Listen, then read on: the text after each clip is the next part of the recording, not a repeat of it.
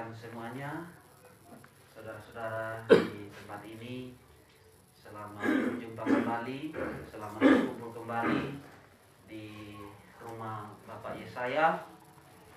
Kita senang sekali, terutama pada hari ini kita memperingati hari kenaikan Tuhan kita Yesus Kristus.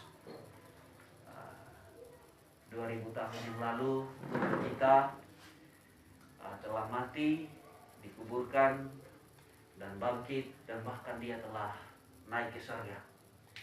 Ini menjadi sejarah yang spesial bagi setiap orang Kristen di seluruh dunia, terutama bagi mereka yang sudah sungguh-sungguh percaya kepadanya, yang sudah sungguh-sungguh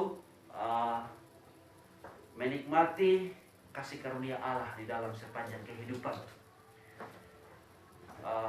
Tanpa Kristus naik, ya, mungkin tidak ada jalan keselamatan yang dibuka bagi setiap manusia.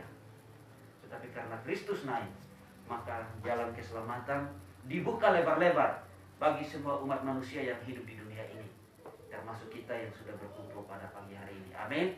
Amin. Nah, oleh karena itu, walaupun kita di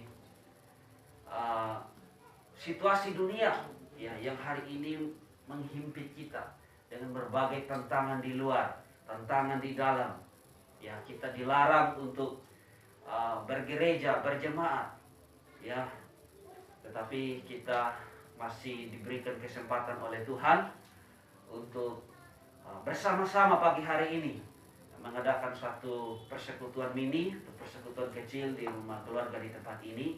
Dan oleh karena itu, mari kita memanfaatkan ya kesempatan ini, karena tidak banyak orang yang memiliki kesempatan seperti kita pada pagi hari ini.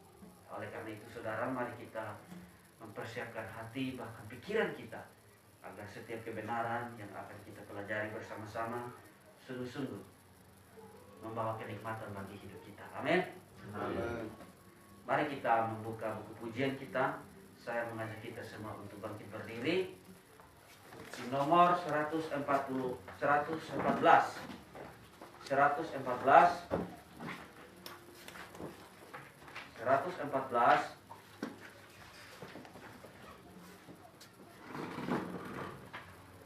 Minta maaf, di buku saya agak berbeda. Berdiri atas janji penebus.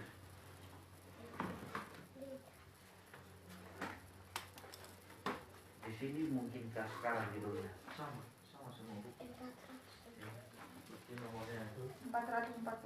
414. Di sini 114. 414. Oh, 414.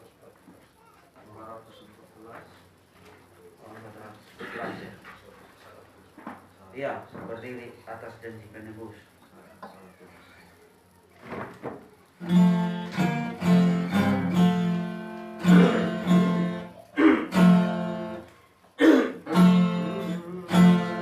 Berdiri atas janji penebus, ku berdiri atas janji Rajaku, puji syukur bagi Kristusku seru, sanjang bahwa menerima jadianku, yakin akan janji penebus.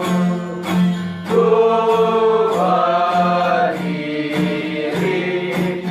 berdiri atas janji Tuhan Yesus, ku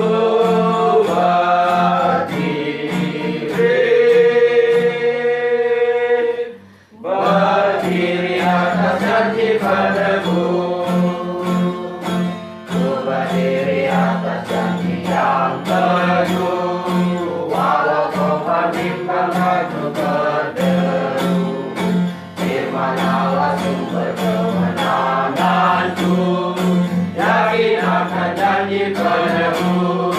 Ku berdiri, ku berdiri atas janji Tuhan Yesus, ku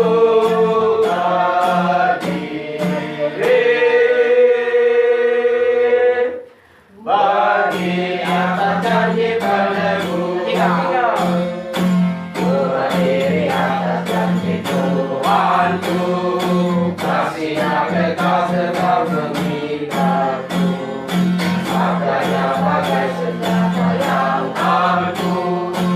yakin akan janji penebus. Ku berdiri, ku berdiri atas janji Tuhan Yesus. Ku berdiri. Ada amin? Amin. Berdiri atas janji penebus. Ku berdiri atas janji yang agung. Ku dengar suara rohnya yang merdu. Ku bersandar pada Juru Selamatku. Yakin akan janji penebus. Ku berdiri. Ku berdiri. Ku berdiri atas janji Tuhan Yesus. Ku berdiri. Sungguh-sungguh berdiri. Amin. Berdiri atas janji penebus. Amin. Mari kita berdoa. Bapa kami di surga, Engkau selalu setia melihat hidup kami ya Tuhan. Oleh karena itu ya Tuhan, kami sadar diri, kami tahu bahwa kami manusia yang lemah, manusia yang penuh dengan kekurangan dan keterbatasan Tuhan. Kami tahu bahwa tanpa pertolongan Tuhan, tanpa kesetiaan Tuhan, maka kami mungkin tidak bisa menikmati kehidupan di dunia ini ya Bapa. Tetapi karena Tuhan yang begitu peduli terhadap kami, yang selalu mendengarkan setiap beban yang kami sampaikan Tuhan dalam kehidupan kami, sehingga Engkau mendengarkan bahkan menolong kami sampai hari ini ya Tuhan. Dan terutama pada pagi hari ini, kami semua anak-anak-Mu ya Tuhan akan memakai sedikit waktu untuk bersama-sama menikmati kebenaran firman-Mu pada pagi hari ini. Tuhan tolong kami agar hati kami, akal budi kami Tuhan betul-betul dapat disiapkan untuk memahami setiap firman-Mu pada pagi hari ini. Engkau juga berkati anak-anak-Mu dimanapun mereka berada, yang sedang bersekutu juga untuk memperingati hari kenaikan-Mu Tuhan. Kiranya Engkau Tuhan berkati pelayanan mereka Tuhan, orang-orang yang datang untuk menyaksikannya. Kiranya mereka sungguh-sungguh dapat bersekutu dengan sesuai dengan kehendak-Mu ya Tuhan. Oleh karena itu ya Tuhan, Engkau berkati kami, kuatkan iman kami Tuhan. Tuhan teguhkan kami, agar kami Tuhan terus berdiri di atas kebenaran-Mu. Terima kasih ya Tuhan, kami menyerahkan kehidupan kami pada saat ini. Kiranya persekutuan kami bisa berjalan dengan baik sesuai dengan kehendak-Mu. Terima kasih Tuhan, inilah doa kami, hanya di dalam nama Yesus kami bersyukur dan berdoa. Amin. Silakan duduk. Saudara sekalian, mari kita melanjutkan buku nyanyian kita di halaman 233. 233 kita menyanyikan Ku pancarkan keindahan-Mu. Kita sebagai orang percaya harus memancarkan keindahan-Mu.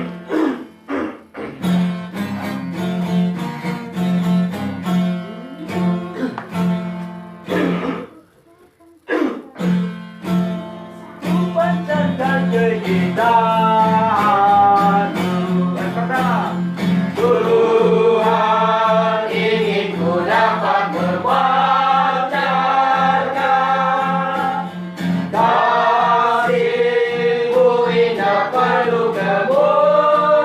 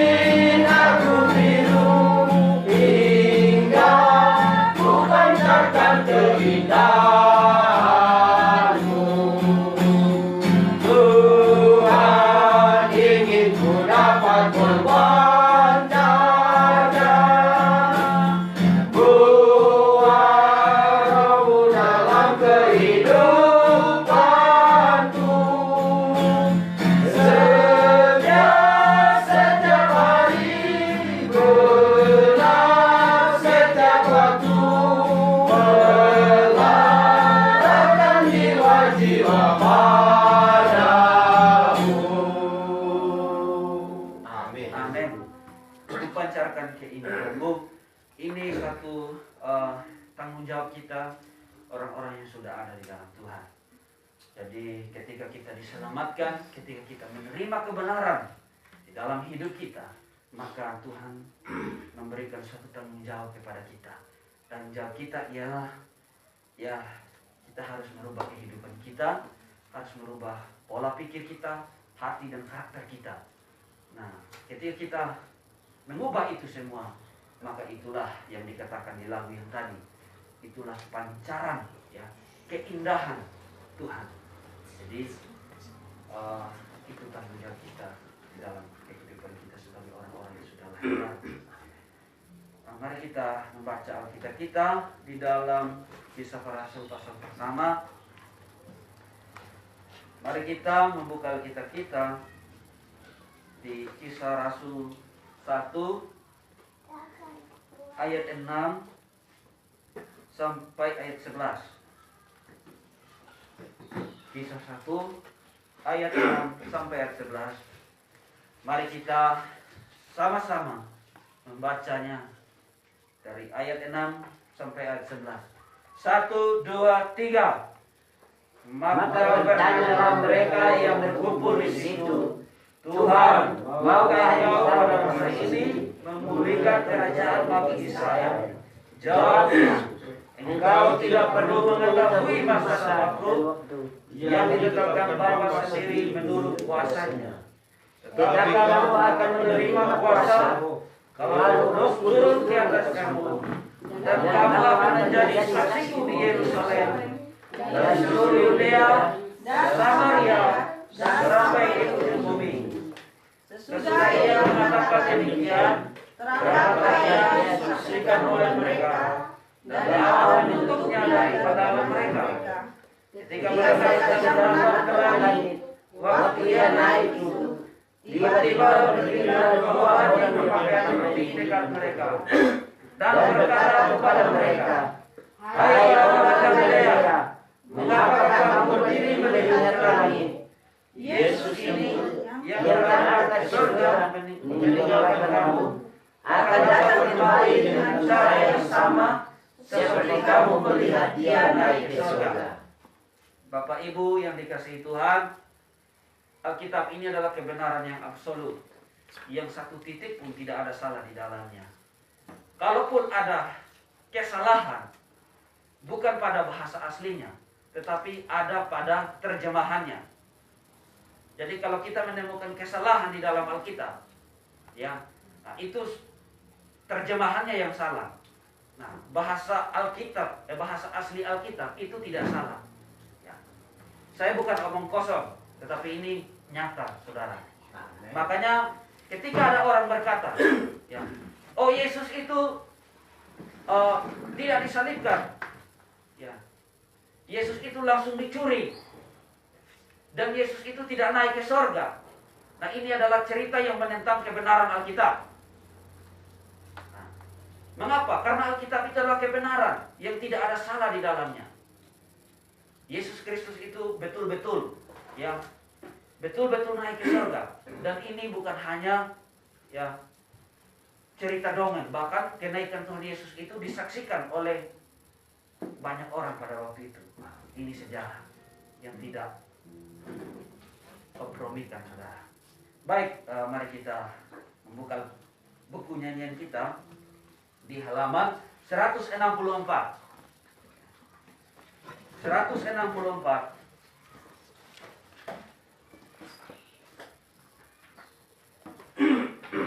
Jangan aku dilalui.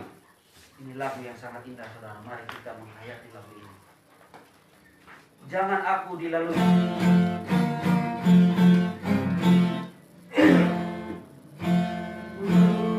Ramai Tuhan singgahi, jangan susah. Ayat pertama. Jangan aku dilalui, aku berseru. Orang lain Tuhan singgahi.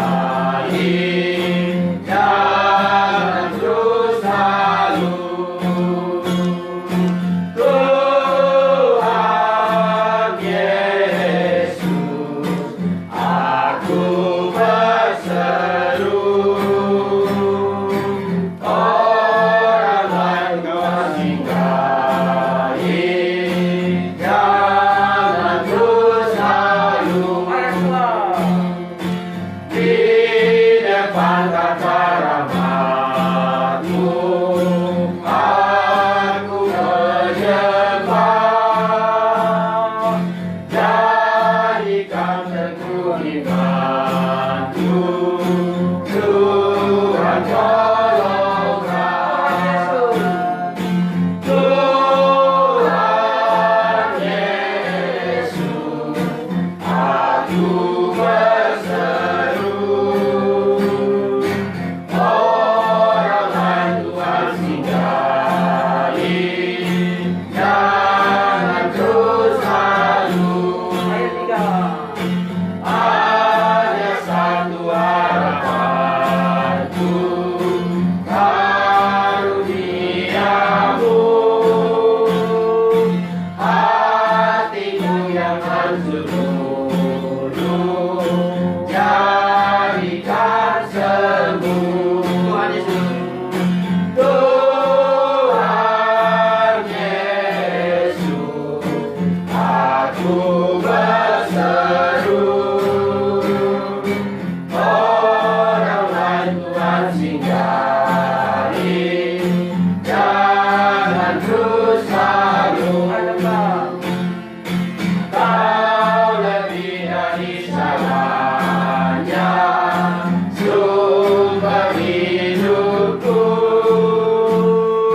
Baik di surga, baik di bumi, siapa bandingmu? Tuhan Yesus, aku berseru. Orang lain Tuhan singgahi, jangan terus lalu. Mari kita terus melanjutkan nyanyian kita di halaman 356.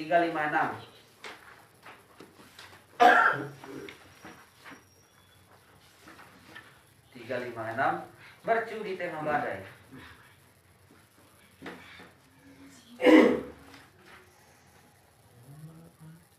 Ini lagu dikarang oleh Pak Suhento.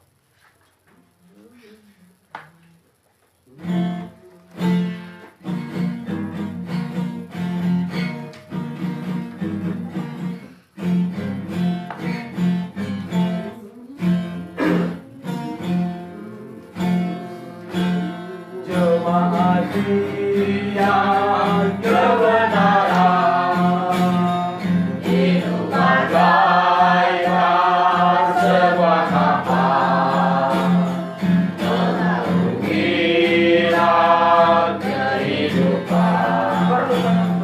Perlu penuntun dan tujuan untuk mencapai ke pelabuhan. Lautan luas, angin kencang, badainya dahsyat mendebarkan. Maju memandang di harapan, jemaat yang kebenaran. Hidup bagaikan perjalanan, banyak rintangan dan hambatan. Kristus di depan, hati tentram, ku pasti sampai ke surga terang. Lautan luas, angin kencang, badainya dahsyat mendebarkan. Maju memancar di harapan, jemaat yang kebenaran. Amin. Bapak Ibu yang dikasihi Tuhan, tentu kita di dalam hidup ini mempunyai cita-cita, harapan-harapan, kerinduan-kerinduan. Harapan yang paling terbesar dalam hidup kita ialah harapan supaya kita diselamatkan dan masuk surga. Masuk surga. Walaupun di dalam hidup ini kita mengalami banyak tantangan, banyak masalah yang kita gumuli, yang kita hadapi dalam hidup ini, ya, maka itulah proses, ya, proses kehidupan sebenarnya.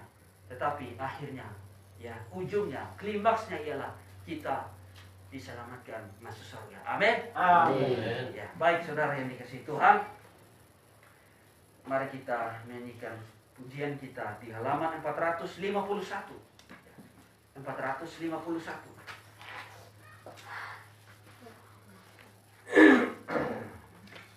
451. Waktu bunyi sangkakala. Mari kita bangkit berdiri.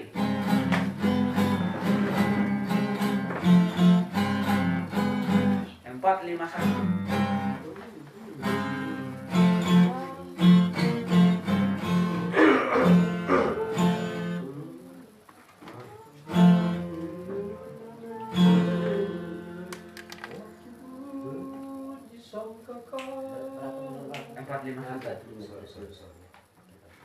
Waktu bunyi sangkakala.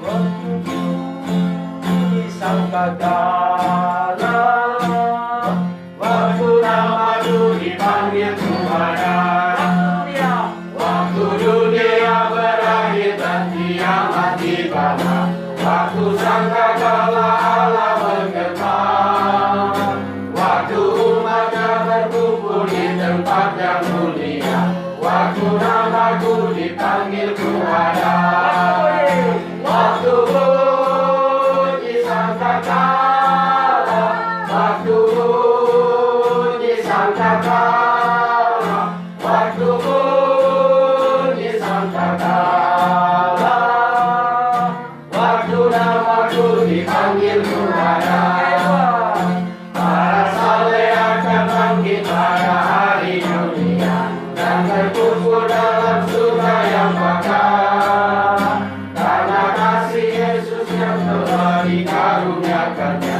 Waktu namaku dipanggil Tuhan, waktu bunyi sangkakala, waktu bunyi sangkakala, waktu bunyi sangkakala, waktu namaku dipanggil Tuhan. Mari kita melayani Tuhan hingga malam. Mari terus bersaksi akan kasih-Nya. Bila hidup ini purna dan kerja pun tergenap, waktu namaku dipanggil Tuhan. Waktu bunyi sangkakala, waktu bunyi sangkakala, waktu bunyi sangkakala, waktu namaku dipanggil Tuhan. Silakan duduk, Bapak Ibu semuanya. Saat ini kita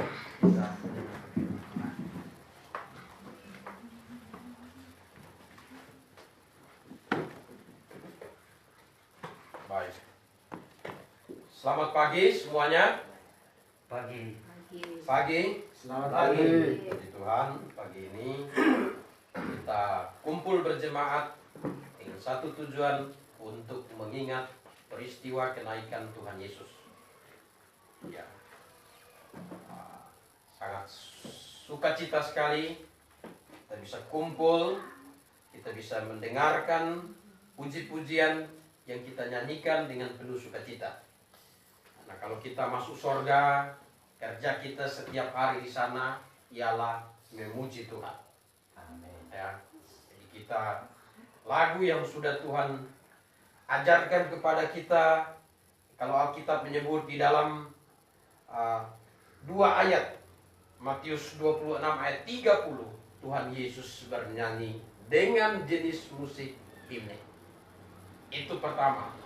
Yang kedua, di dalam surat Efesus pasal 5 ayat 18 dan 19, Rasul Paulus meminta jemaat untuk bernyanyi dengan lagu himne. Dengan dasar itulah kita mengetahui bahwa di dalam surga, lagu yang akan kita nyanyikan, bentuk musik yang akan kita dengarkan di dalam surga adalah bentuk musik ini. Amin. Amin. Alkitab berkata, Tuhan memberikan contoh di dalam jemaat.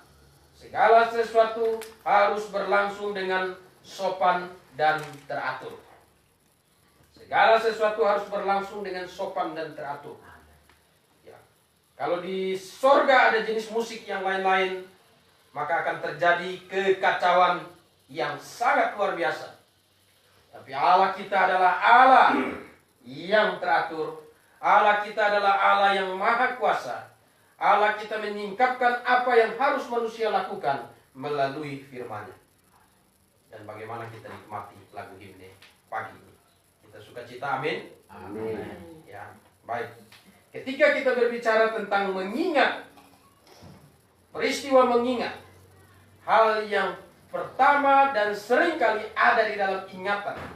Ketika kita mengingat seseorang, biasanya yang muncul di dalam benak kita adalah pesan-pesannya.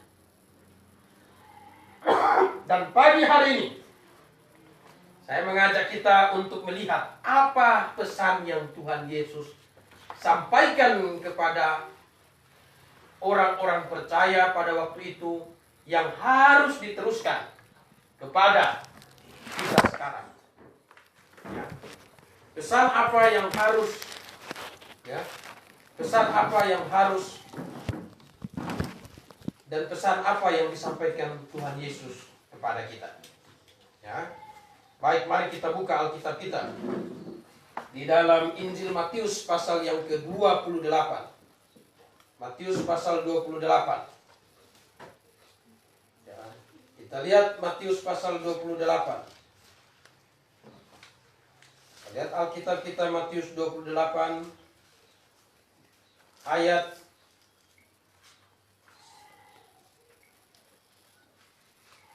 16 sampai ayat 20. Matius 28 ayat 16 sampai 20 kita baca sama-sama. 1, 2, 3. Dan ke-11 murid itu berangkat ke Galilea, ke bukit yang telah ditunjukkan Yesus kepada mereka.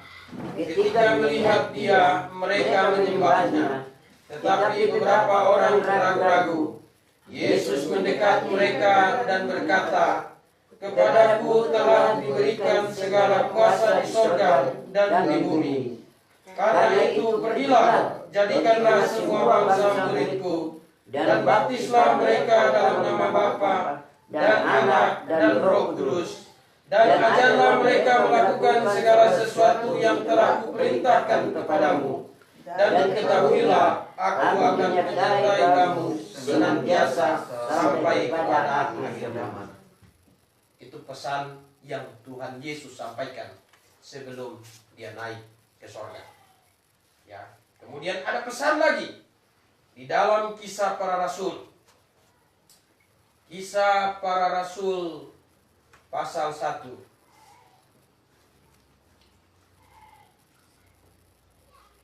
Kisah Para Rasul pasal 1. Kita baca ayat yang ke-6 dan ayat yang ke-8. Kisah Para Rasul pasal 1 ayat 6 sampai 8 kita baca sama-sama. 1, 2, 3. Maka bertanyalah mereka yang berkumpul di situ, "Tuhan, maukah Engkau pada masa ini memulihkan kerajaan bagi Israel?" Jawabnya, "Engkau tidak perlu mengetahui masa dan waktu yang ditetapkan Bapa sendiri menurut kuasanya. Tetapi kamu akan menerima kuasa kalau Roh Kudus turun ke atas kamu, dan kamu akan menjadi saksiku di Yerusalem dan di seluruh Yudea dan Samaria dan sampai ke bumi." Jadi ini pesan. Ada dua pesan yang mau saya ingatkan kepada kita sebelum Tuhan Yesus naik ke surga. Pesan yang pertama, Tuhan Yesus meminta kepada rasul-rasul untuk pergi memberitakan Injil ke seluruh dunia, ke segala bangsa di dunia. Pesan yang kedua, Tuhan Yesus berpesan kepada rasul-rasul, mereka harus tinggal di Yerusalem sampai Tuhan memberikan kuasa kepada mereka untuk keluar memberitakan Injil, dan mereka akan menjadi saksi di Yerusalem Yerusalem, di Yudea, di Samaria, dan juga sampai kepada ujung bumi. Nah, baik, sebelum kita mendengarkan firman Tuhan, kita siapkan hati dan pikiran kita agar Roh Kudus bisa bekerja di dalam hati dan pikiran kita, menaruh konsentrasi kepada kita semua. Mari kita tundukkan kepala, kita berdoa. Mari kita berdoa. Bapa di sorga, kami mengucap syukur kepadamu Tuhan. Pagi ini kami kumpul untuk mendengarkan firman-Mu. Kami juga berdoa untuk saudara-saudara kami yang mengikuti melalui live streaming. Tuhan, Engkau tahu keadaan ini. Bukan karena kami tidak ingin berkumpul, bukan karena kami tidak ingin datang berjemaat, tetapi karena situasi pandemi corona ini, kami semua harus membatasi diri kami demi kebaikan kami bersama. Kami menjaga apa yang patut kami jaga, dan juga kami tidak ingin karena virus corona ini kami harus menjauhkan diri dari kebenaran firman-Mu.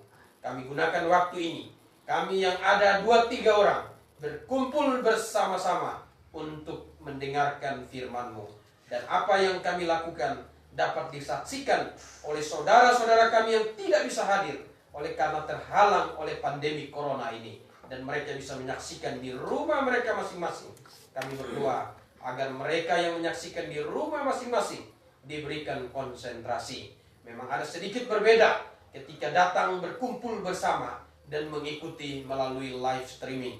Tapi kami berdoa Engkau menolong mereka semua yang ada di rumah. Taruh hati agar konsentrasi. Roh Kudus selalu memberikan konsentrasi, menerangi hati dan pikiran. Mohon Engkau tolong jauhkan dari gangguan, sehingga mereka juga bisa mengikuti renungan firman Tuhan pada pagi hari ini. Pimpin kami, dalam nama Tuhan Yesus kami berdoa memohon kepadamu. Amin. Amin. Jemaat yang saya kasihi dalam Tuhan Yesus Kristus, ini pesan yang Tuhan Yesus sampaikan kepada rasul-rasul. Ada 12 rasul yang dipilih Tuhan secara khusus untuk menjadi soko guru, untuk menjadi dasar jemaat, dan untuk menjadi pioner pemberitaan Injil. 12 rasul dipilih Tuhan secara khusus. Jadi untuk menjadi rasul Yesus Kristus, tidak sembarangan orang bisa menjadi rasul Yesus Kristus.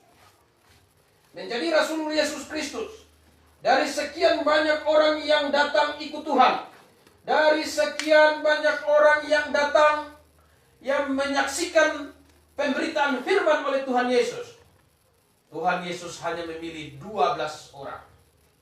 Dan di antara 12 orang tersebut, ada salah satu yang akhirnya menyerahkan Tuhan Yesus. Ada salah satu yang akhirnya mengkhianati Tuhan Yesus. Dia mengkhianati Tuhan Yesus karena dia dari awal ikut Tuhan, dia tidak punya hati untuk mengikut Tuhan secara rohani. Dia ikut Tuhan hanya semata-mata untuk mencari keuntungan. Dia ikut Tuhan hanya semata-mata untuk mencari berkat-berkat dunia. Hatinya tidak sungguh-sungguh ingin mengikut Tuhan. Hatinya hanya berpikir masalah-masalah dunia. Hatinya hanya berpikir masalah-masalah keuntungan jasmani dan duniawi. Yaitu siapa namanya yang menyerahkan dan mengkhianati Tuhan Yesus? Yudas Iskariot. Yudas Iskariot, dia ikut Tuhan, tapi dia pikir untung dunia. Ya. Saya harus buktikan dengan ayat Alkitab, sehingga tidak ada orang yang bisa berkata, saya sedang memfitnah Yudas Iskariot. Di dalam Yohanes pasal yang Injil Yohanes pasal yang ke-12.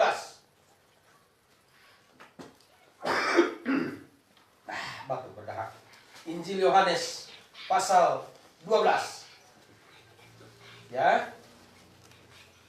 Injil Yohanes pasal 12. Kita lihat ayat.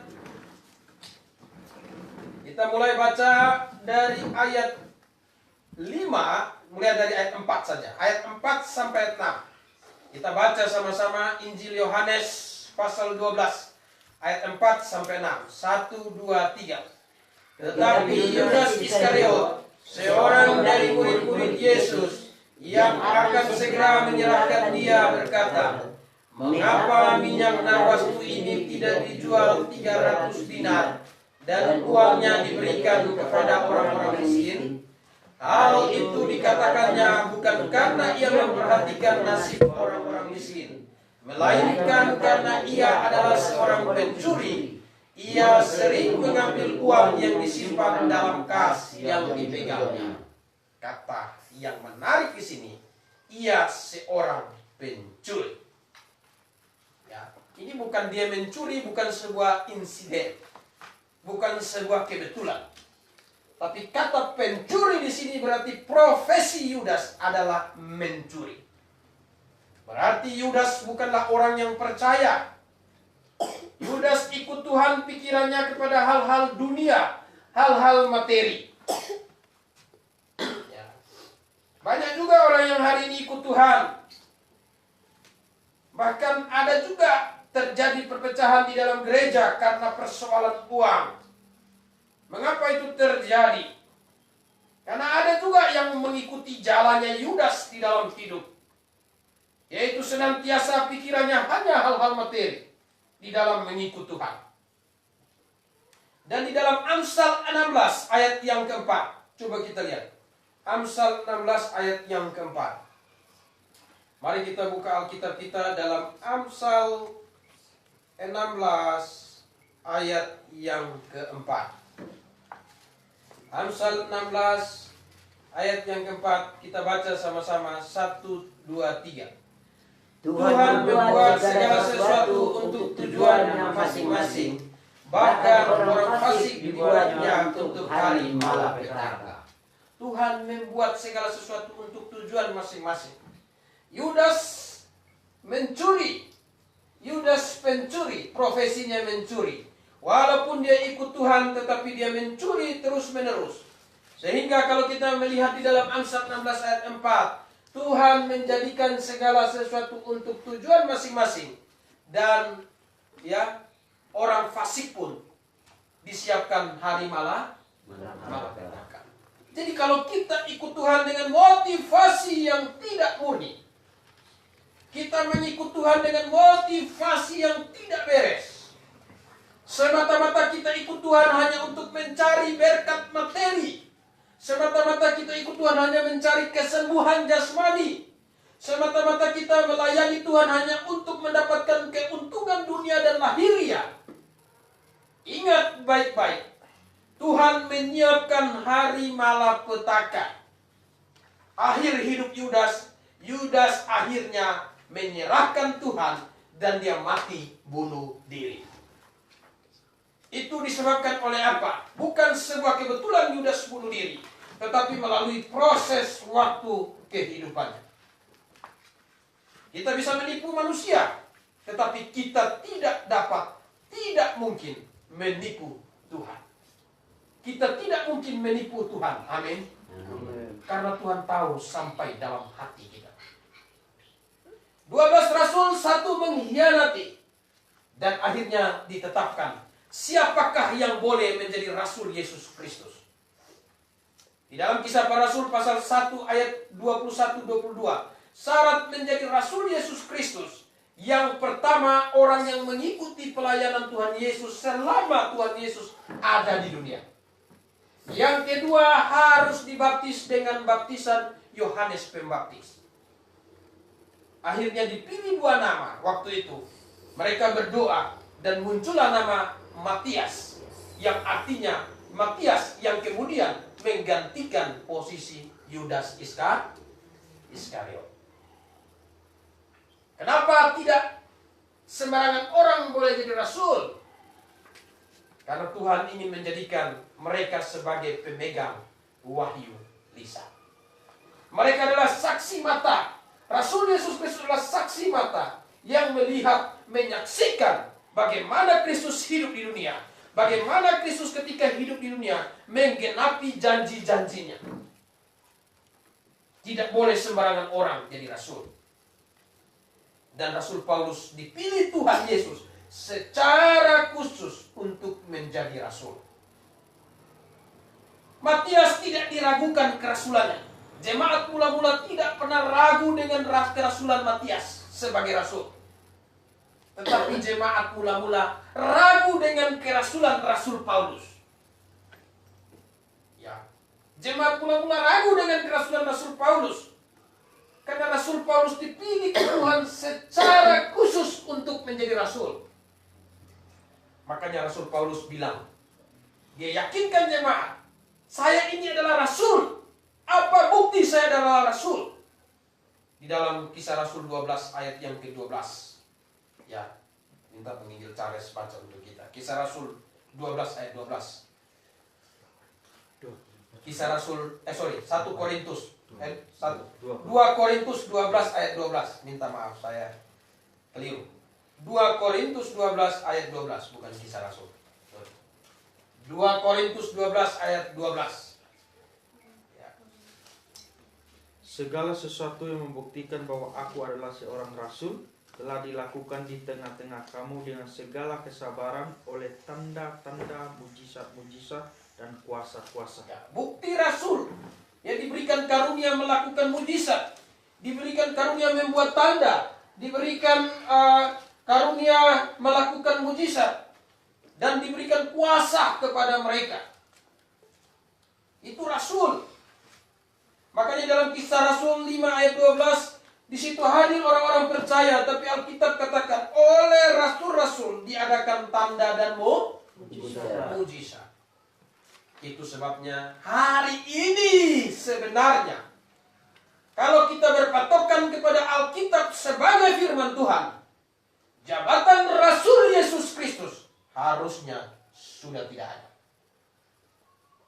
Kalau hari ini ada yang mengaku menjabat sebagai Rasul Yesus Kristus, itu berarti rasul palsu. Karena rasul yang asli dipilih berdasarkan ketetapan orang-orang percaya dan rasul-rasul. Ada 2 syarat yang mereka tetapkan. Yang pertama, harus orang yang menyaksikan Tuhan Yesus selama melayani di dunia. Yang kedua, harus dibaptis dengan baptisan Yohanes Pembaptis. Kalau dia hidup hari ini, usianya harus 2000-an tahun lebih. Dan kalau kita lihat Alkitab, harusnya tidak ada. Dan hari ini yang ada, yang mengaku diri sebagai rasul, kalau dengan Alkitab katakan, mereka adalah rasul palsu. Dan Rasul Paulus waktu itu sudah mempertegas bahwa ada rasul palsu. Di dalam 2 Korintus 12, coba kita lihat Alkitab kita. Di dalam 2 Korintus 12 ayat 11. 2 Korintus pasal 11. Wah, ini mungkin karena dingin ya. Selalu keliru-keliru. Ya, 2 Korintus pasal 11. Kita lihat ya, 2 Korintus pasal 11. Kita baca dari ayat 12 ya sampai ayat yang ke-15. Kita baca sama-sama. 1, 2, 3. Tetapi apa yang kulakukan akan tetap kulakukan untuk mencegah mereka yang mencari kesempatan guna menyatakan bahwa mereka sama dengan kami dalam hal yang dapat ditegakkan. Sebab orang-orang itu adalah rasul-rasul palsu, pekerja-pekerja curang yang menyamar sebagai rasul-rasul Kristus. Hal itu tidak usah mengherankan, sebab iblis pun menyamar sebagai malaikat terang. Jadi bukan suatu hal yang ganjil jika pelayan-pelayannya menyamar sebagai pelayan-pelayan kebenaran. Kesudahan mereka akan setimpal dengan perbuatan mereka. Rasul palsu yang berkata mendapatkan wahyu dan segala macam. Tadi malam saya baru baca di medsos. Di Kamerun ada seorang yang mengaku dapat menyembuhkan virus corona. Tapi akhirnya orang itu yang mengaku hamba Tuhan mati karena virus corona. Dan waktu itu dia punya pengikut halangi dia. Katakan bahwa dia belum mati, dia lagi bergumul. Tapi akhirnya polisi terobos. Dan betul, dia mati karena virus corona. Tidak sembarangan. Rasul Paulus katakan di sini, tetapi apa yang kulakukan akan tetap kulakukan untuk mencegah mereka yang mencari kesempatan guna menyatakan bahwa mereka semua dengan kami dalam hal sama dengan kami dalam hal yang dapat dimegahkan. Kristen Alkitabiah, Kristen fundamental sangat tegas dan keras. Dan ada yang bilang jangan menghakimi, jangan menyalahkan. Kita tidak boleh menghakimi dengan ukuran kita. Saya kalau hakimi penginjil Markus, saya hakimi dengan ukuran saya. Saya keliru. Karena saya bukan orang yang sempurna.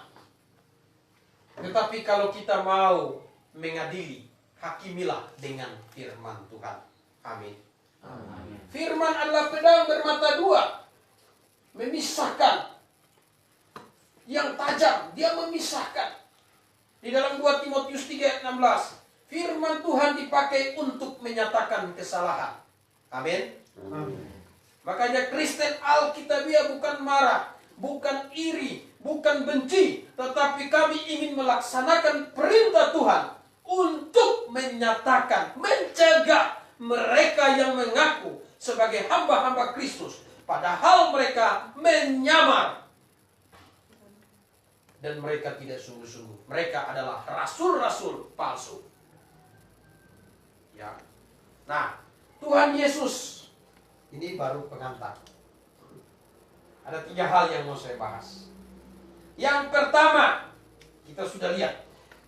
Saya sudah jelaskan. Matias dipilih menggantikan posisi Yudas Iskariot. Jadi yang nanti duduk menghakimi umat Israel. Sesuai dengan Lukas 22 ayat 29 dan 30. Di kursinya Yudas, di tempatnya Yudas, yang akan gantikan posisi Yudas adalah Matias. Ya. Tuhan Yesus pesan, pergilah jadikanlah semua bangsa murid. Mengapa pemberitaan Injil itu penting? Mengapa Tuhan perintahkan kepada rasul-rasul untuk pergi memberitakan Injil? Dan waktu Tuhan Yesus di dunia, dia juga fokus berjalan dari kampung ke kampung, dari desa ke desa untuk memberitakan Injil.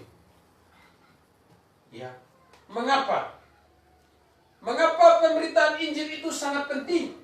Karena kalau orang tidak mendengarkan Injil Yesus Kristus, mati di dalam dosa, maka hukumannya ada di dalam neraka. Alkitab katakan, kalau kita baca Alkitab dari Kejadian sampai Wahyu, saya sudah baca berulang-ulang kali dari Kejadian sampai Wahyu. Baca Alkitab berulang-ulang kali, Kejadian sampai Wahyu. Selesai diulang lagi, selesai diulang lagi. Dalam hidupnya selama di dunia, Tuhan Yesus lebih banyak bicara tentang neraka. Bahkan saking bahayanya neraka, Tuhan Yesus bilang, kalau matamu menyesatkan, cukil matamu. Kalau tanganmu menyesatkan, penggal tanganmu. Kalau kakimu menyesatkan, potong kakimu. Lebih baik kamu masuk dalam sorga dengan keadaan yang tidak utuh, daripada kamu harus berada di dalam neraka. Alkitab katakan semua orang sudah berdosa, semua orang sudah kehilangan kemuliaan Allah, dan orang yang bisa diselamatkan hanya orang yang mendengarkan berita Injil. Iman tidak timbul dari penglihatan, tapi iman timbul dari pendengaran oleh firman Kristus. Amin. Amin. Banyak orang berkata, saya bertemu dengan Tuhan Yesus, lalu saya bertobat percaya Yesus. Tetapi Alkitab katakan, iman yang benar timbul dari pendengaran oleh firman Kristus. Tadi di dalam pembacaan Alkitab, siapa yang baca Alkitab, waktu dia baca Alkitab, dia renungkan, dia pasti ingat. Di dalam Kisah Para Rasul pasal 1 ayat 10 dan 11. Waktu Tuhan naik ke sorga, orang-orang lihat ke atas. Orang lihat ke atas, malaikat datang kasih tahu orang-orang itu. Yesus yang terangkat ke sorga akan datang dengan cara yang sama. Dia tidak akan menampakkan diri di sembarangan tempat. Matius 24 ayat 26. Tuhan Yesus sendiri sudah berkata. Tuhan Yesus menyampaikan bahwa kalau kamu ada orang berkata, lihat aku dalam bilik, jangan kamu percaya. Lihat aku di padang gurun, jangan kamu pergi. Karena dia tidak akan menampakkan diri di sembarangan tempat. Karena dia sendiri sudah berjanji dalam Yohanes 14 ayat 1-3. Aku pergi menyediakan tempat bagimu. Apabila aku telah selesai menyediakan tempat bagimu, aku akan datang kembali menjemput engkau. Jadi dia tidak akan menampakkan diri di sembarangan tempat. Dan Rasul Paulus yang dipilih oleh Tuhan secara khusus untuk menjadi rasul bagi bangsa-bangsa non-Yahudi, sudah membatasi bahwa Tuhan Yesus terakhir kali menampakkan diri kepadanya. Dalam 1 Korintus 15 ayat 8. Coba buka Alkitab kita. 1 Korintus 15 ayat 8. Ya, ini kali coba baca sama-sama. 1 Korintus 15 ayat 8. 1, 2, 3. Dan yang paling akhir dari semuanya, yang menampakkan diri juga kepadaku, sama seperti kepada anak yang lahir sebelum waktunya. Yang paling akhir ia menampakkan diri kepada Rasul Paulus. Dan Alkitab sudah katakan dalam Kolose pasal 2 ayat 18, jangan sampai kita tertipu oleh orang-orang yang beribadah kepada penglihatan-penglihatan dan berkajang kepada malaikat. Sudah katakan, iman yang benar bukan timbul dari penglihatan. Iman yang benar hari ini timbul dari pendengaran oleh firman Kristus. Jadi kalau hari ini orang tidak diisi dengan kebenaran firman Tuhan hari-hari hidupnya, maka imannya bagaimana bisa bertumbuh? Bagaimana imannya bisa berkembang dari waktu ke waktu? Dia perlu mendengarkan firman Tuhan. Firman Tuhan itu adalah vitamin rohani bagi hidupnya. Firman Tuhan itu adalah makanan bagi hidupnya. Kalau orang tidak makan 1 minggu, kira-kira orang itu bisa hidup normal atau hidup dalam kesulitan, kesusahan. Pasti hidupnya setengah mati, betul lah. 1 minggu tidak dikasih makan, kali mona. 1 minggu sudah makan. Ya, kalau mau nanti kasih tahu Bapak Toh dan Mama. Dia puasa 1 minggu. Nanti kita lihat hasil akhirnya. Pasti dia setengah mati. Apalagi makan minum menjadi sesuatu yang sangat penting. Tapi Tuhan Yesus berkata, ya, makanan roti yang diberikan Tuhan adalah roti yang menghidupkan. Amin. Amin. Kalau roti yang hari ini kita makan, makanan yang kita makan membawa kita pada kematian. Makan, usia terus berlanjut, makan, tak mati. Membawa kita pada kematian. Pertanyaannya, mengapa berita Injil itu sangat penting? Tuhan mau semua orang diselamatkan. Tuhan mau semua orang masuk surga. Amin. Amin. Bukan melalui perbuatan. Masuk surga bukan melalui amal, bukan melalui ibadah dan segala macam. Kalau melalui perbuatan, amal, ibadah, Injil tidak perlu diberitakan. Karena di seluruh dunia manusia punya kesadaran akan Tuhan. Dibuktikan dengan apa? Hampir di setiap suku bangsa punya penyembahan terhadap batu kayu, bahkan kepada alam semesta. Membuktikan bahwa betul-betul manusia punya kesadaran akan Tuhan. Dan kalau mau pakai perbuatan baik, tidak perlu memberitakan Injil. Karena ada orang-orang yang tidak di dalam Kristus, perbuatan baik mereka pun bisa lebih baik daripada orang Kristen. Bisa lebih baik. Ya. Karena perbuatan baik tidak bisa menyelamatkan. Tuhan perintahkan kepada rasul-rasul, pergilah jadikanlah semua bangsa muridku. Beritakanlah Injil kepada segala makhluk di dalam Injil Markus. Beritakan. Yang sudah mendengarkan Injil itu adalah kesempatan yang paling berharga bagi hidupnya. Karena itu kesempatan bagi dia untuk betul-betul diselamatkan. Untuk betul-betul masuk surga. Karena tidak ada jalan lain manusia masuk surga selain manusia mendengarkan Injil yang benar.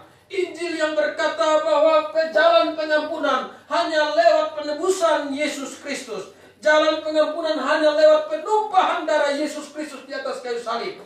Siapapun yang dosanya mau diampuni, orang tersebut harus menerima Yesus sebagai Tuhan dan Juru Selamat di dalam hidupnya. Amin.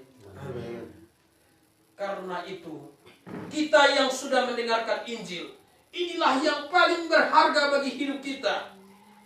Celakalah orang yang mendengarkan Injil dan tidak menerima Injil. Dan kasihan sekali orang yang tidak pernah mendengarkan Injil, yang tinggal di hutan-hutan.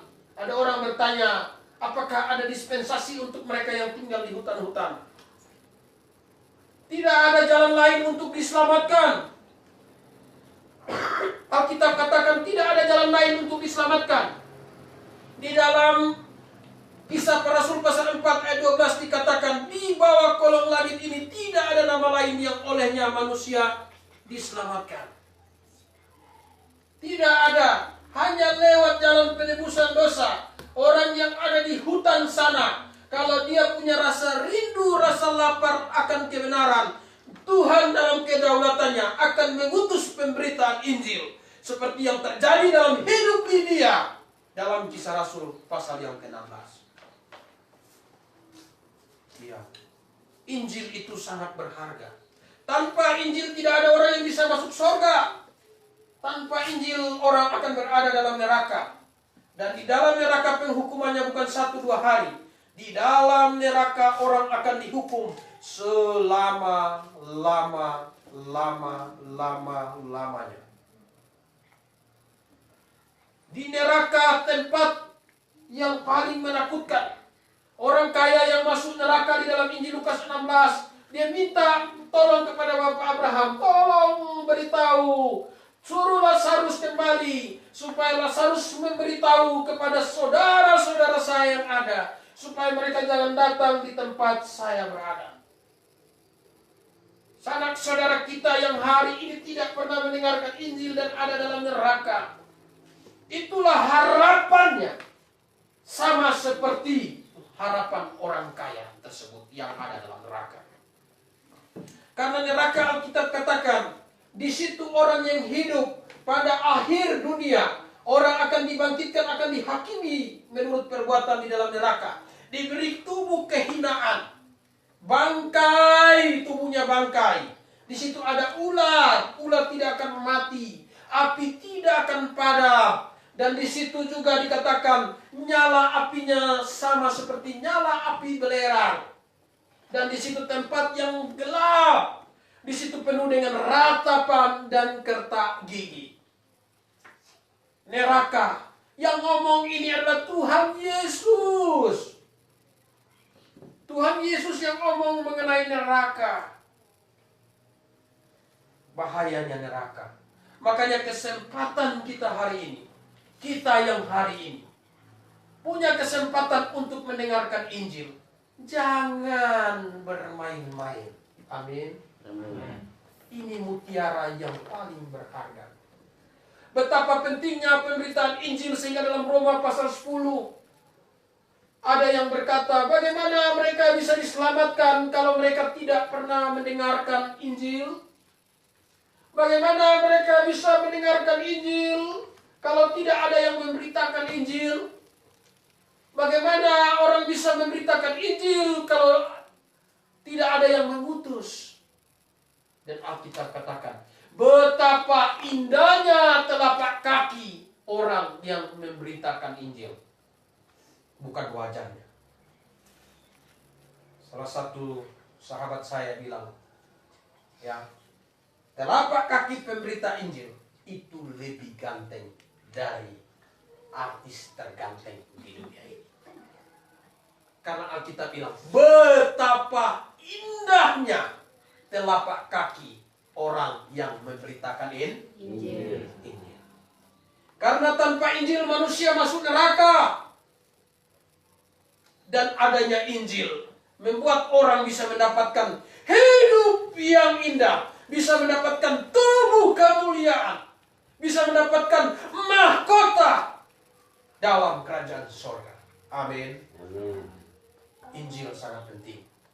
Makanya kasihan, sedih kalau ada orang yang mendengarkan Injil lalu dia tidak mau bertobat, percaya kepada Yesus, lalu dia mati masuk neraka. Ya, akan ada penyesalan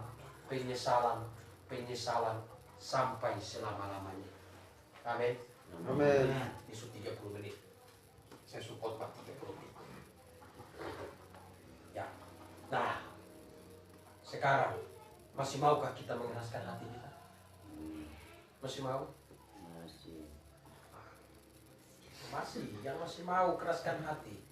Hati-hati. Ya. Boleh ketawa. Boleh saja ketawa. Tapi ketika kematian datang menyentuh, neraka bukan bahan lelucon. Neraka adalah tempat penghukuman selamanya. Amin. Amin. Ya. Kemarin kami ketemu salah satu hamba Tuhan. Dia mulai ngomong, sisa hidup saya tinggal sekian tahun lagi. Dia hidup. Dan saya suka cita waktu saya masuk itu dia bicara langsung masalah lahir baru, masalah keselamatan. Saya lihat dia lebih mantap dari awal saya bertemu dia. Saya suka cita sekali. Karena dia sudah sadar, dia mulai hidup usia. Kesempatan yang Tuhan berikan bagi kita adalah mutiara. Amin. Karena ketika napas kita putus, tidak ada lagi alasan, tidak ada lagi jalan untuk kembali. Langsung dihakimi. Ibrani 9 ayat 27. Yang beriman kepada Yesus sebagai juru selamat surga, yang tidak pernah beriman neraka. Orang kaya itu mungkin waktu hidup dia anggap lelucon Lazarus. Dia tertawakan Lazarus. Mungkin dia bisa berkata kepada Lazarus, dia bilang, Lazarus, Tuhanmu adalah roti ini, makan supaya kau kenyang. Mungkin dia bisa berkata. Tetapi sesudah dalam neraka, hari pertama orang kaya itu di dalam neraka, dia sadar bahwa neraka itu betul-betul ada. Dan dia cari pintu keluar. Tidak ada. Dia kesakitan, menderita. Dia ingat kesempatan-kesempatan untuk diselamatkan. Dia ingat kesempatan-kesempatan untuk diselamatkan. Dan itu akan menjadi tekanan bagi dia di dalam neraka. Kenapa orang yang sudah diselamatkan punya kerinduan supaya sanak saudara, orang tuanya bisa diselamatkan? Karena dia tahu Alkitab sudah beritahu tentang neraka. Yesus Kristus bukan pembohong. Yesus Kristus tidak memberikan hanya sekedar ayat-ayat yang sifatnya asumsi. Tapi Yesus Kristus hidup di dunia. Dia genapi semua perkataannya. Hari ini Yerusalem ada, hari ini Golgota ada. Nampak tidak sejarah Yesus Kristus di dunia bisa dicatat, bisa diteliti, bisa ditelusuri di dalam sejarah. Itunya sebabnya dia tinggalkan rasul-rasul untuk menjadi saksi mata, membuktikan bahwa semua perkataannya bukan perkataan bohong. Yesus bukan penipu, Yesus bukan pembohong. Yesus adalah seorang benar yang mengatakan secara jujur apa yang dia ungkapkan. Dalam waktu singkat perkataannya dibuktikan lewat proses mati bangkit hari ketiga. Amin. Dan ketika dia bicara neraka, dia tidak bicara main-main. Dia bicara sungguh-sungguh. Itu sebabnya pemberitaan Injil sangat penting. Lalu kisah Rasul bilang, Tuhan minta kepada rasul-rasul tinggal di Yerusalem supaya kamu menerima kuasa. Ya, karena Tuhan sudah janjikan akan memberi baptisan Roh Kudus. Masih ada gereja-gereja yang hari ini keliru.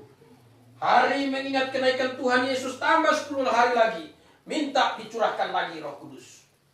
Roh Kudus tidak dicurahkan lagi. Pencurahan Roh Kudus hanya terjadi 4 kali. Baca dalam Alkitab, di Yerusalem 1 kali pada waktu hari Pentakosta. Itu dalam Kisah Para Rasul pasal 2. Kemudian terjadi lagi di Samaria, yaitu dalam Kisah Rasul pasal 8. Kemudian terjadi lagi di Yudea, dalam Kisah Rasul pasal 10. Kemudian terjadi lagi di Efesus, dalam Kisah Rasul pasal 19. Kita tidak membaca sesudah baptisan Roh Kudus terjadi di Yerusalem, tahun depan terjadi lagi. Tahun berikut terjadi lagi. Karena baptisan Roh Kudus itu menandai pekerjaan Roh Kudus mulai bekerja di dalam jemaat. 4 tempat dipilih. Yerusalem adalah pusat penyembahan pada waktu ibadah simbolik. Bait Allah berdiri di situ. Samaria identik dengan bangsa kafir bagi orang-orang Yahudi. Yudea tempat pelayanan Tuhan Yesus, tempat di mana Tuhan pakai umat Tuhan tinggal di situ. Dan ujung bumi diwakili oleh Efesus dalam Kisah Rasul 19. Sejak waktu itu, baik di Yerusalem, baik di Yudea, baik di Samaria, baik di seluruh dunia, orang-orang yang bertobat percaya kepada Yesus sebagai juru selamat, Roh Kudus langsung tinggal di dalam hatinya. Tidak perlu dicurahkan lagi. Amin. Amin. Di dalam 2 Korintus 11. 2 Korintus pasal 1 ayat 21 sampai 23. 2 Korintus. Iya, 5 menit lagi. Ya. 5 menit lagi. 2 Korintus 2 Korintus pasal 1 ayat 21 dan 22. Coba baca sama-sama. 1, 2, 3. Sebab Dia yang telah meneguhkan kami bersama-sama dengan kamu dalam Kristus adalah Allah yang telah mengurapi, memataikan tanda-tandanya atas kita, dan yang memberikan Roh Kudus dalam hati kita sebagai jaminan dari semua yang telah disediakan untuk kita. Memberikan Roh Kudus di dalam hati kita. Memberikan Roh Kudus. Kapan Roh Kudus itu diberikan dalam hati kita? Dalam Efesus 1 ayat 13 dikatakan, di dalam Dia kamu juga, ketika kamu mendengar firman kebenaran yaitu Injil keselamatan, di dalam Dia kamu juga, ketika kamu percaya, dimeteraikan dengan Roh Kudus yang Roh Kudus hari ini sudah tinggal, diberikan di dalam hati setiap orang percaya. Amin. Tidak perlu lagi minta Roh Kudus, curahkan Roh Kudus. Karena Roh Kudus sudah tinggal dalam hati. Yang diperlukan saat ini tiap-tiap orang yang sudah diselamatkan harus hidupnya dipenuhi oleh Roh Kudus. Hidup dipenuhi Roh Kudus itu bukan berbahasa roh. Karena bahasa roh dalam 1 Korintus 14 ayat 22 adalah tanda untuk orang yang tidak beriman. Hidup yang dipenuhi Roh Kudus adalah hidup yang memiliki buah roh. Amin. Hidup yang makin hari makin mengenal Kristus. Amin. Ada perubahan yang terjadi. Nah, peristiwa pagi hari ini kita ingat, peristiwa mengingat kenaikan Tuhan Yesus. Dia pesan, beritakan Injil. Dan dia pesan hari ini, orang yang sudah diselamatkan, dia bisa punya kuasa ya kalau dia hidup dipimpin oleh Roh Kudus. Amin. Hasilkan buah roh. Kamu tidak dapat menghasilkan buah kalau kamu tidak tinggal dalam pokok anggur. Ya, ranting tidak dapat berbuah kalau tidak tinggal tetap dalam pokok anggur. Ranting yang tidak menghasilkan buah dipotong, dibuang ke dalam api. Yohanes 15. Ranting yang berbuah dibersihkan Bapa sehingga dia berbuah lebih banyak. Tinggallah di dalam aku dan firmanku di dalam kamu. Minta apa saja yang kamu kehendaki. Karena lewat demikian tinggal dalam firman dan Kristus tinggal dalam kita, kita menghasilkan buah yang banyak. Amin. dan Tuhan terus memberikan pertumbuhan bagi iman kita. Saudara-saudara yang saya kasih dalam Tuhan Yesus Kristus, pagi ini kita sudah mendengarkan berita Injil. Kita sudah mendengarkan. Tuhan sudah katakan, aku akan menyertai kamu sampai kepada akhir zaman. Terima Injil, hidup dalam kebenaran. Tidak perlu takut apapun. Ya. Saya mau kasih tahu orang yang betul-betul bertobat dalam sejarah. Terakhir saya mau cerita. Di Swiss ada seorang yang namanya Felix Mann. Felix Mann. Dia seorang Kristen yang tadinya biasa-biasa. Dia dapat seorang guru yang namanya Zwingli. Ya. Felix Mann belajar dari gurunya. Gurunya bilang, sebenarnya di dalam bahasa asing, baptisan yang benar adalah baptisan selamat. Murid yang tergetar hatinya. Felix berkata, harus lakukan kebenaran. Gurunya ingatkan dia, jangan. Tapi Felix bersikeras. Felix dan keluarganya, ya, mana yang bersikeras. Akhirnya gurunya bilang, kalau kamu bersikeras, kamu akan ditenggelamkan. Dia bilang, saya siap. Akhirnya dia diarak lewat sungai. Dianggap penyisal. Lewat di pinggir sungai, mamanya tinggal di pinggir sungai. Mamanya angkat tangan. Felix, ingat kita bertemu di sorga. Langsung dibuang ke dalam sungai 5. Dia tenggelam. Banyak lagi yang bersaksi demi iman harus mati. Ada yang dibakar, ada yang dianiaya. Tapi mengapa mereka tidak merasa tubuh mereka lebih penting daripada Injil yang mereka terima? Karena mereka tahu sorga lebih mulia daripada hidup di dunia. Amin. Amin. Mereka tahu apa yang mereka pertaruhkan. Mereka tahu apa yang mereka korbankan. Mereka mengorbankan yang fana untuk mendapatkan sesuatu yang kekal dalam surga. Bagaimana kita? Bagaimana kita? Mari kita tundukkan kepala, kita berdoa. Kami mengucap syukur kepadamu Tuhan. Kau Allah yang mengasihi kami.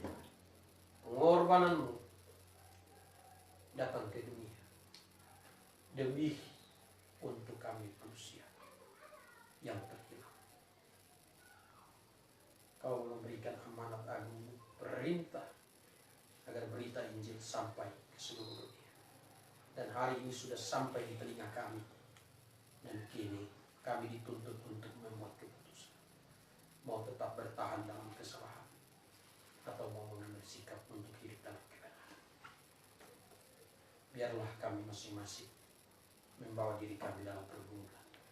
Biarlah kami masing-masing menyadari bahwa hidup kami di dunia singkat adat, dan kami mau menggunakan hidup kami demi hal-hal yang berguna untuk masa depan kami kelak di dalam kekekalan. Pimpin kami yang ada di tempat ini, kami yang ada di rumah, Kau pimpin kami semua. Ini doa kami, ini harapan kami kepada Tuhan. Biarlah lewat peristiwa mengingat akan kenaikan-Mu, kami kembali mengingat akan janji-janji sebelum Engkau naik ke surga. Dan kami menyimpan janji itu dalam hati. Dan kami juga mengamalkan janji itu dalam hidup sebagai orang-orang yang sudah lahir baru. Ini doa kami, harapan kami. Dalam nama Tuhan Yesus, Juru Selamat kami hidup. Kami berdoa, bersyukur kepadamu Tuhan. Amin. Kita bangkit berdiri untuk menutup kebaktian kita. Kita bernyanyi dari nomor 150. Mari. Ya, 150. Mari. Angel Charles, silakan pimpin kita nomor 150. Ya. 170. Sorry. Ya, saya masih ingat yang lama ya. 170. Kita nyanyi ayat 1, 4, dan 6. Ya, 1, 4, dan 6. Dan sekaligus penyanyi Charles pimpin nyanyi tutup dalam doa. Mari.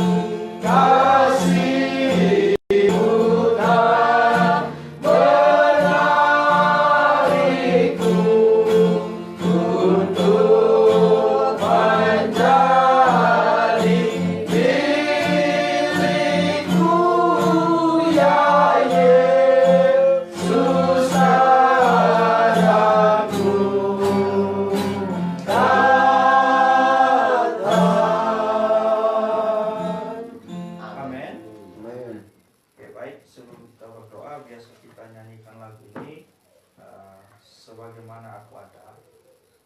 Kita sebagai orang yang sungguh-sungguh diselamatkan sesuai dengan lagu ini, sebagaimana Aku Ada, datang kepada Tuhan bukan karena disuruh-suruh. Betul? Siapa mau datang menyatakan dirinya sudah diselamatkan, artinya Alkitab mengajarkan bagaimana kita membuktikan kita sudah diselamatkan. Sebelum kita bersaksi, kita harus buktikan kepada orang lain juga bahwa saya sudah diselamatkan dan hidup saya ini sungguh-sungguh saya mau pergunakan untuk kemuliaan nama Tuhan.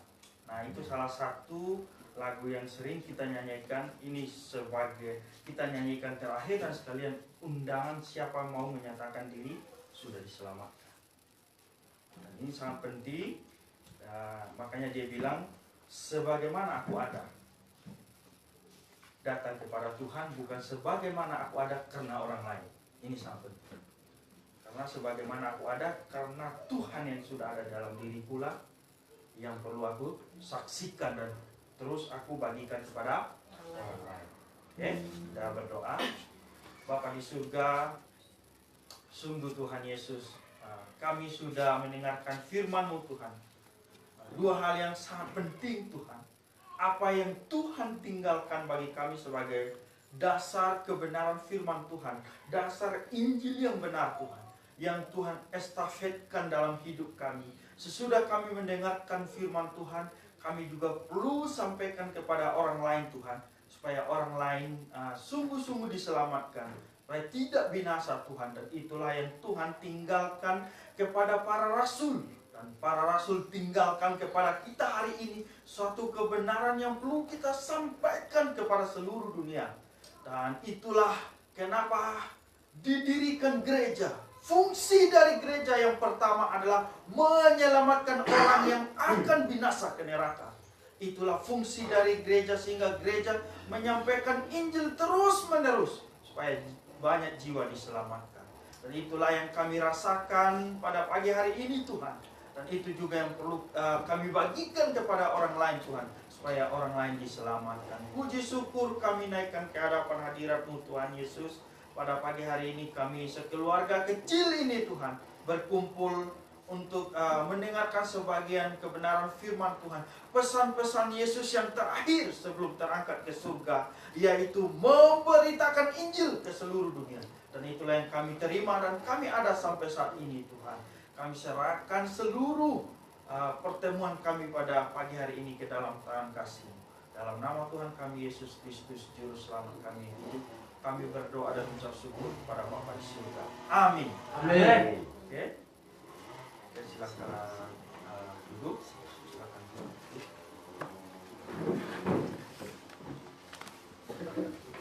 Oke.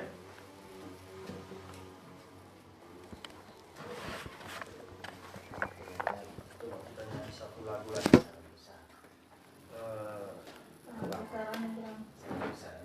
Sudah. Berapa? 100 berapa?